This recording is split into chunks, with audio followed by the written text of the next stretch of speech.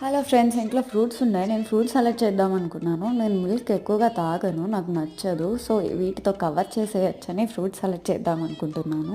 Fruit సలాడ్కి కావాల్సినవి fruits, మన ఇంట్లో ఉన్నవి, dry fruits, milk, sugar and custard powder. Fruits చిన్న చిన్న పీసెస్గా కట్ చేసి పెట్టుకోవాలి. డ్రై ఫ్రూట్స్ కూడా ఒక చిన్న బౌల్లోకి కొన్ని మిల్క్ తీసుకొని మిల్క్లో 2 spoons of custard powder add చేసి మిక్స్ చేసుకొని పక్కకు పెట్టుకోవాలి.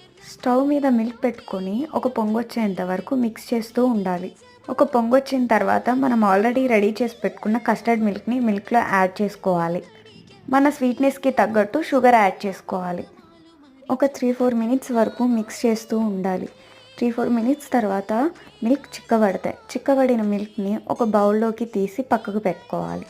పక్కకు పెట్టుకున్న మిల్క్ చల్లబడేంత వరకు ఉంచి చల్లగా అయిన తర్వాత డ్రై ఫ్రూట్స్ మిక్స్ చేసుకొని 1-2 అవర్స్ ఫ్రిడ్జ్లో పెట్టుకొని తీసుకుంటే ఫ్రూట్ సలాడ్ రెడీ. సబ్స్క్రైబ్.